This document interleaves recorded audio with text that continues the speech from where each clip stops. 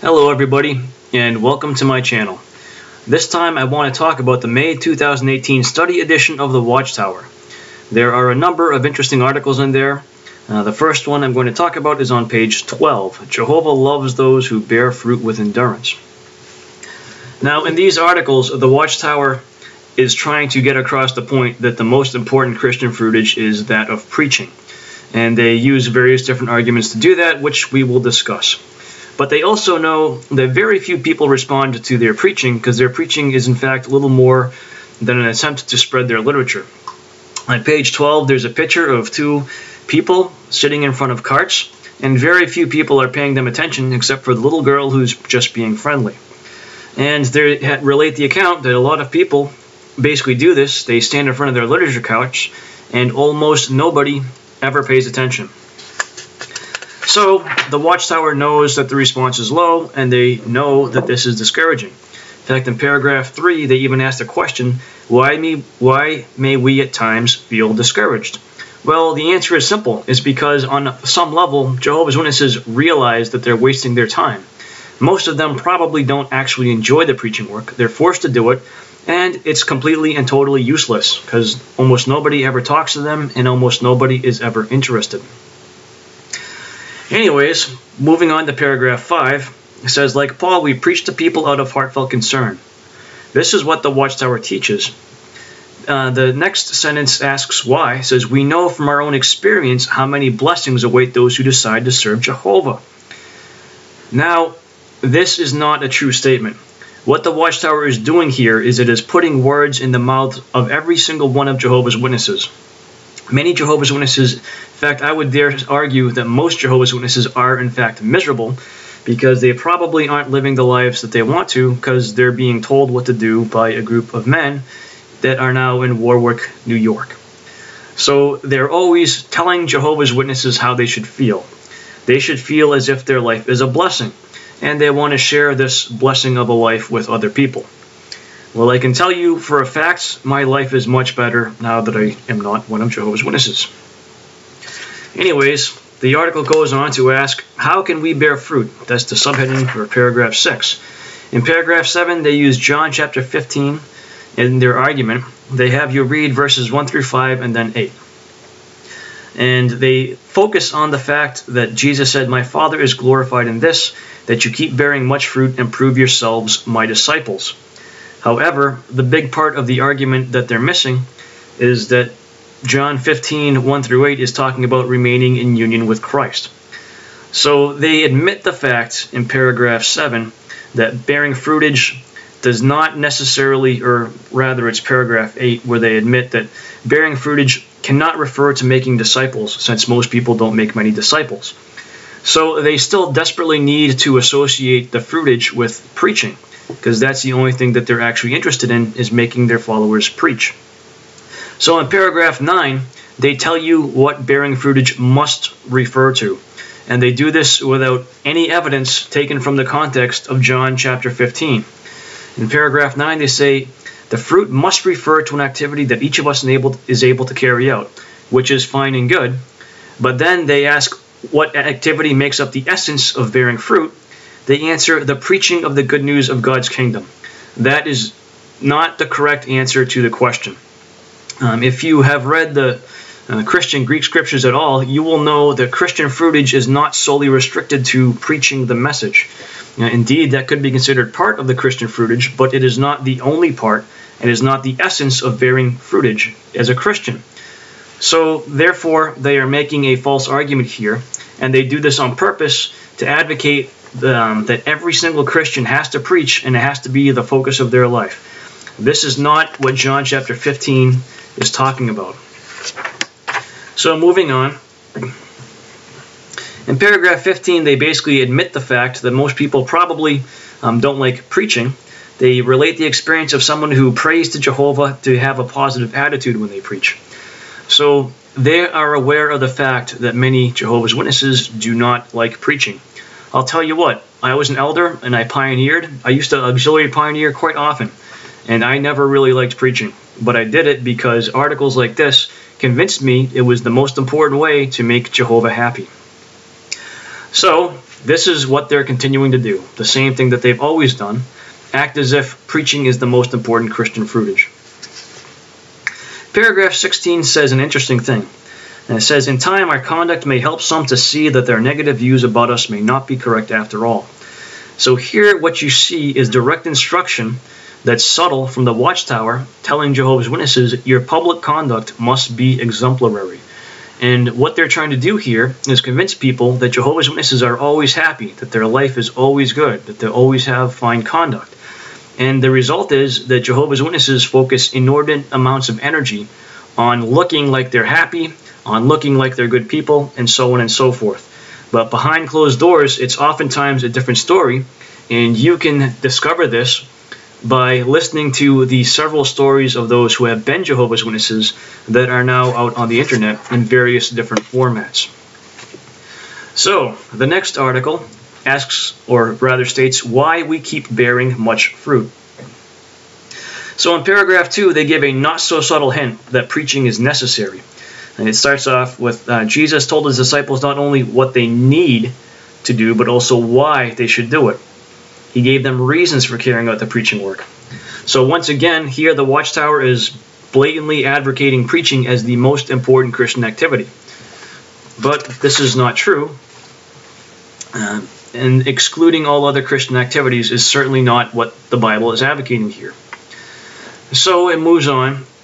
And here they misrepresent what is meant by glorifying Jehovah, with the exception that Jehovah is not the correct name for God, but the organization clings to that name because they have very closely identified themselves with that name. Anyways, so they say in paragraph 3 that to glorify Jehovah and sanctify his name is before mankind is the primary reason why they share in the preaching work. And they cite John 15 again. This time they have you read verses 1 and 8.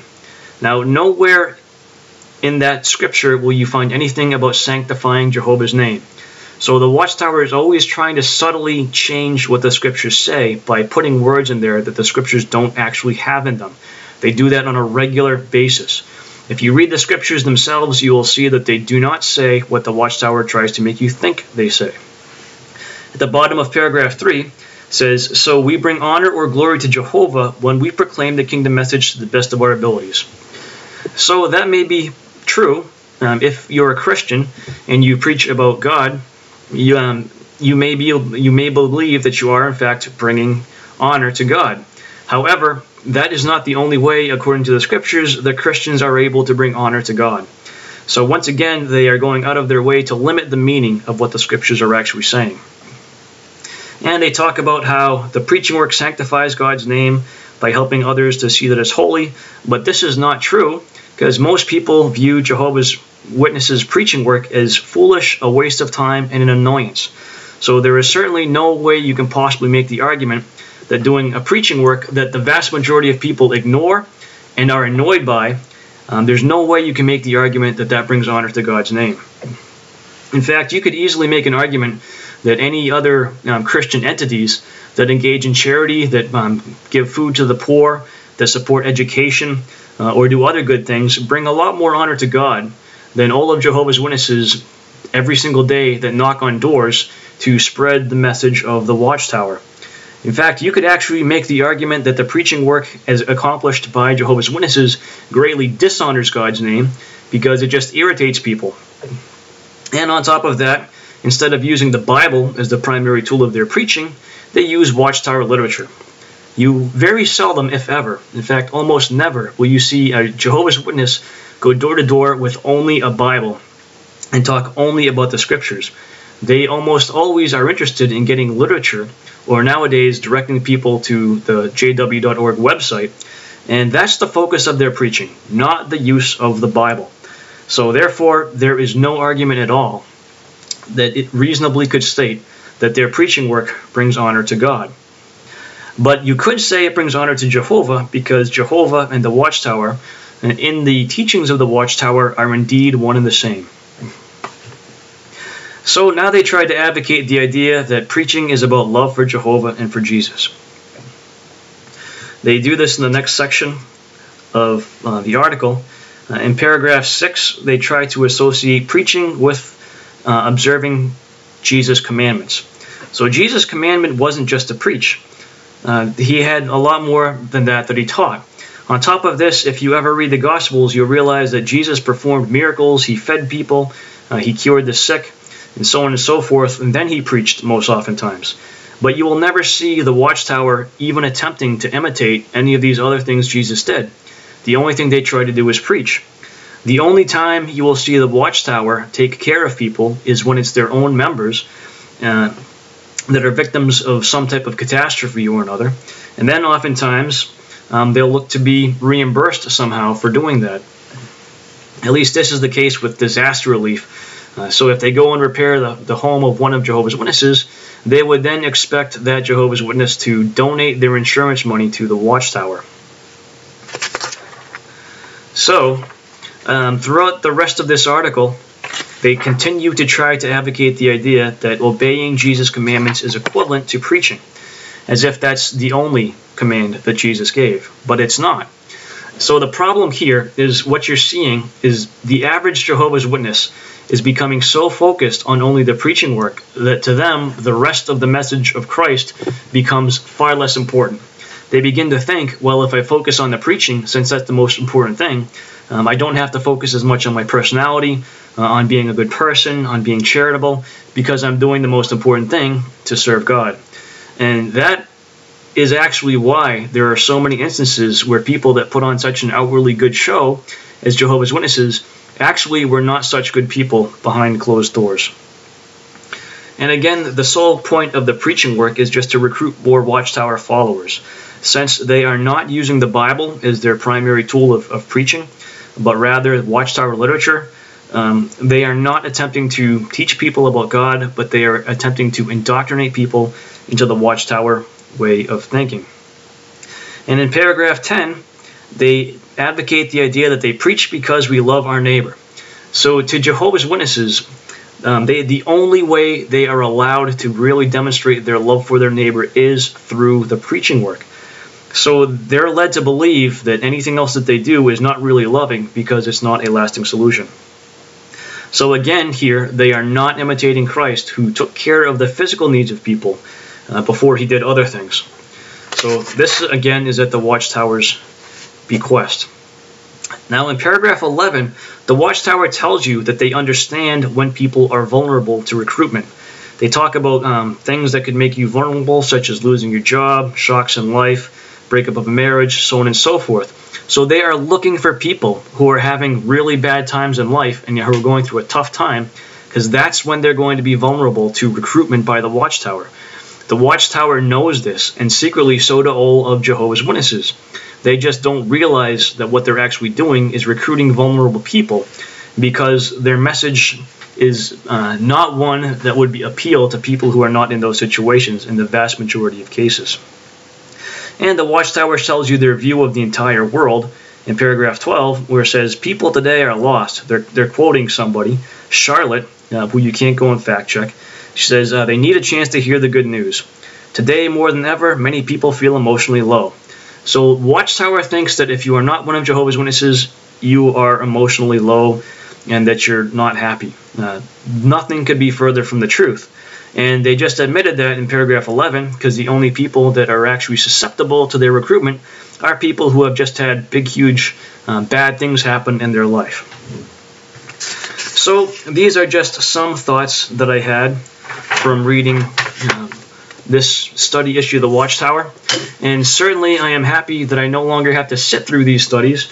Life is much better once you get away from all the foolishness, all the fear, all the guilt that is Watchtower.